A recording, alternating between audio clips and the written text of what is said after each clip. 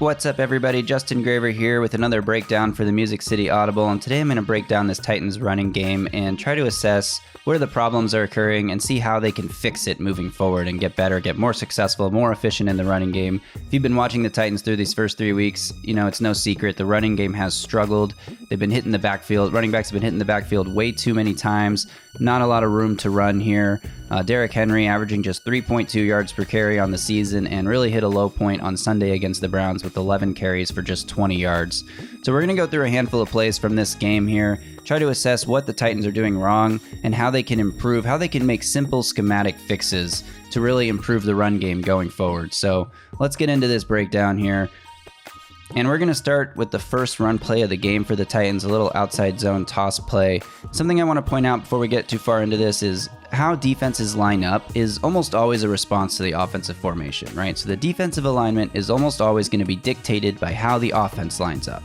And what I mean by that on this play in particular, see the Titans bring in these two extra blockers, these two tight ends, right? So that creates two extra gaps here for the defense to account for. So how does the defense respond to this particular alignment from the offense? Well, they bring in 1, 2, 3, 4, 5, 6, 7, 8 guys in the box here, and all 8 guys are within about 5 yards or so of the line of scrimmage, right? Because when you create these two extra gaps like this, the defense needs a defender to account for every single one of those gaps, right?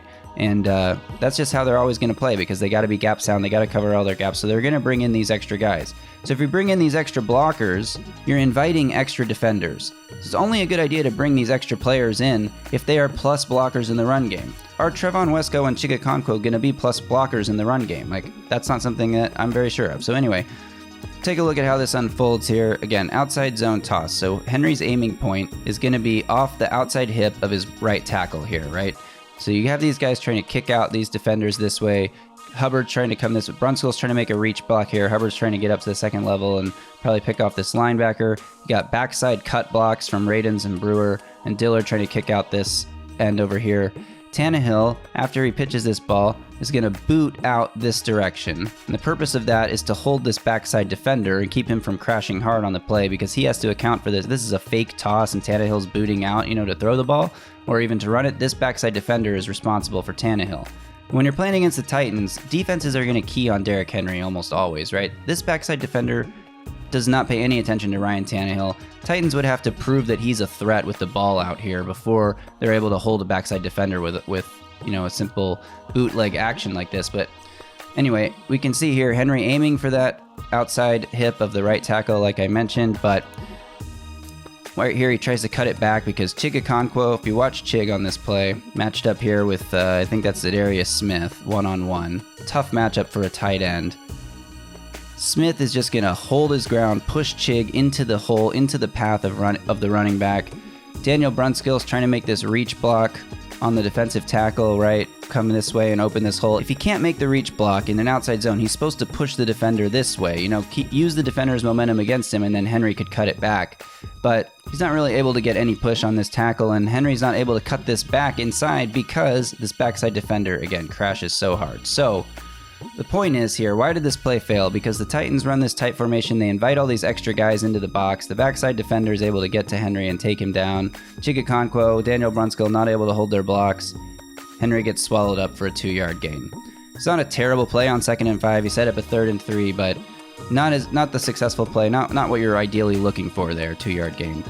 All right, we're moving on to the next play here. And if you watched my breakdown on Myles Garrett earlier this week, this play will look familiar because I already broke it down once, but got a little inside zone action here, but again, I want to pay attention to the alignment here. So the Titans, again, 2 extra tight ends here tight to the line of scrimmage. Once again, the defense responds by putting 1, 2, 3, 4, 5, 6, 7 guys on the line of scrimmage, in these gaps that the offense has created, and an 8th guy in the box. Once again, all 8 guys within 5 yards of the line of scrimmage. And this is, simple inside zone, so Titans offense trying to use the leverage of these defenders against them. He's shading outside here, so you're going to try to push him outside. Brewer's going to try to help with that, keep his eyes on the second level.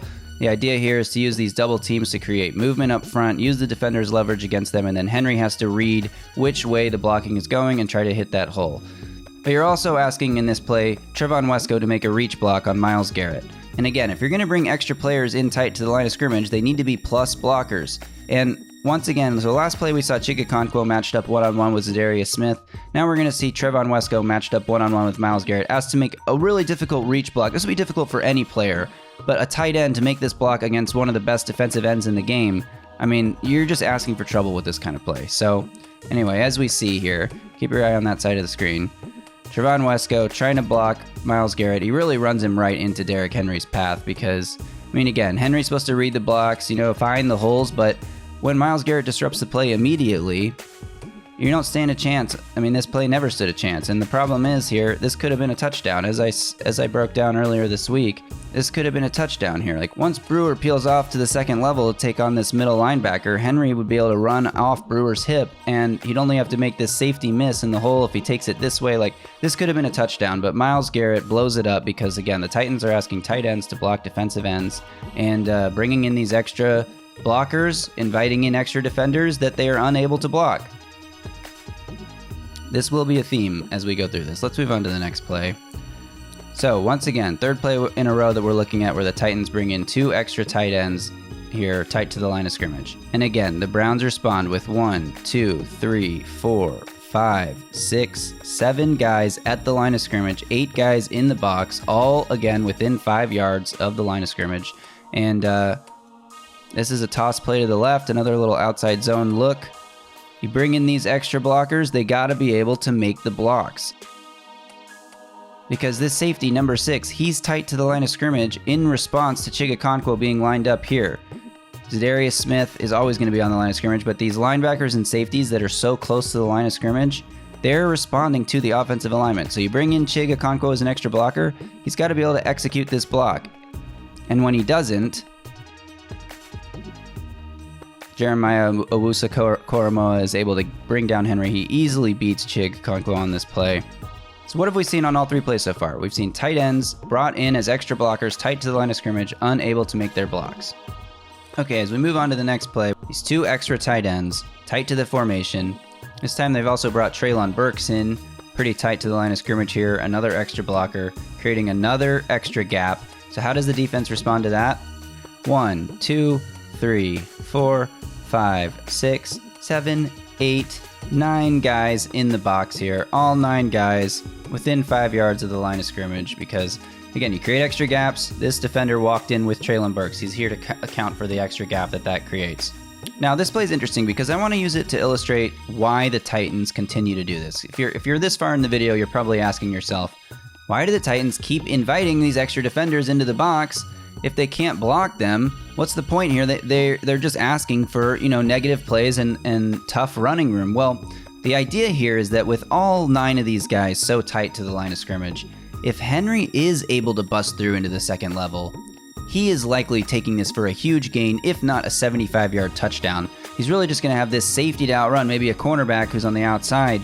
If he can get through to that second level, he's got so much running room. And the Titans actually blocked this one up pretty well.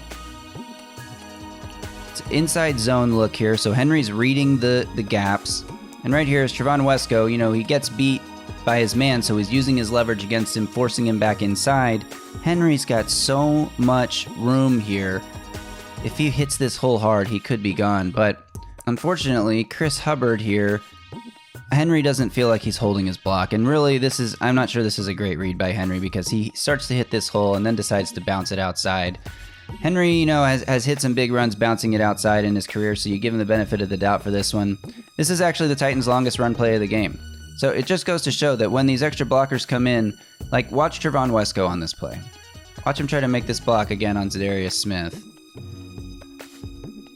He can't make the reach block and turn him outside, but that's okay in this zone running scheme. If you can't make that block, just keep pushing him inside.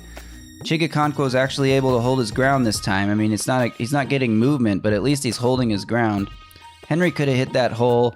His little motion inside does get number 21 on the outside to kind of take a step in, which allows him to get the corner on him. Stiff arm, classic Derrick Henry.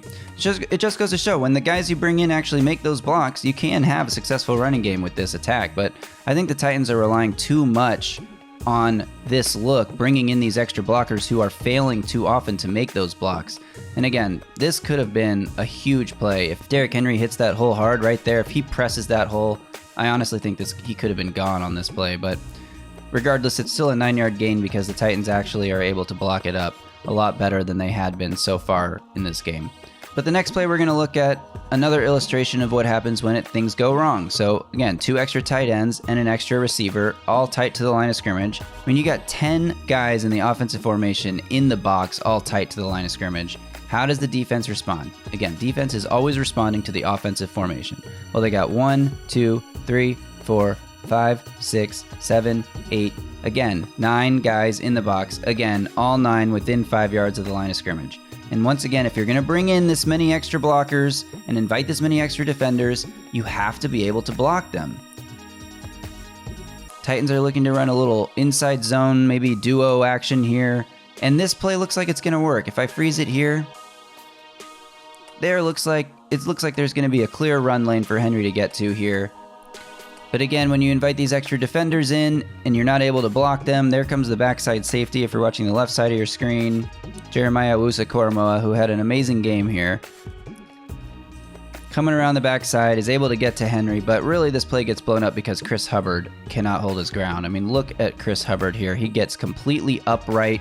He has no leverage and he's not able to generate any push here against Zadarius Smith.